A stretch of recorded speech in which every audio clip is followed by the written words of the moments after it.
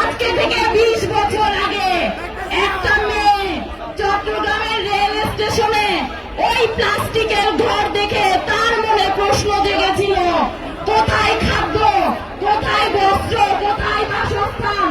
এই চট্টগ্রামবাসী এই মেয়ের মনে প্রশ্ন জাগাইছিল।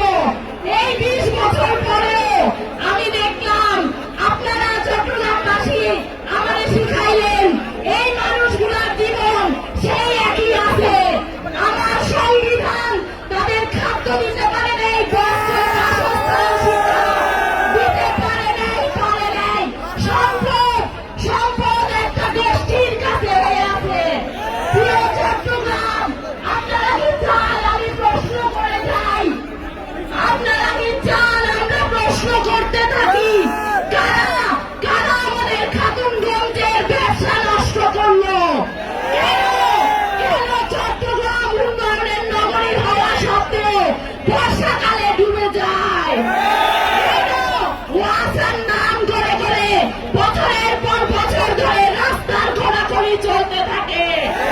কেন জুলাইয়ের পর হাসিনা পালায় যাওয়ার পরেও, ওই নৌফের পালায় যাওয়ার পরেও আমার রাউজানে একটা পরিবার সন্ত্রাসী কার্যক্রম চালায় যায়?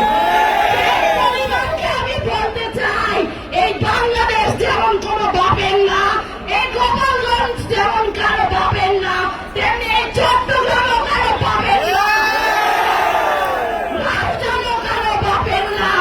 আপনারা সাবধান হয়ে যান, আমার চট্টগ্রামবাসীকে শান্তি দেন। প্রিয় চট্টগ্রাম, আমাদের প্রশ্নের উত্তর আমাদেরই খুঁজে নিতে হবে, আমাদের সমস্যার সমাধান আমাদেরই করতে হবে।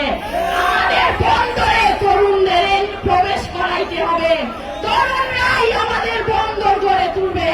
আমাদের নিজস্ব পলিসি দিয়ে তরুণরাই আমাদের বন্দর গড়ে তুলবে। প্রিয় চট্টগ্রাম, আমরা কর্ণফুলী, হালদা, সাঙ্গুকে পুনরুজ্জীবিত করব। আমরা নদীমাতৃক অর্থনীতি গড়ে তুলব। আমরা এই চট্টগ্রামের ব্যবসা, চট্টগ্রামকে আদর্শ নগরী হিসেবে গড়ে তুলব। আপনারা কি আমাদের সাথে আছেন? প্রিয় চট্টগ্রাম, আমাদের নিজস্ব আদর্শে চলতে হবে, নিজস্ব সংস্কৃতি, আমাদের নিজস্ব অর্থনীতি, আমাদের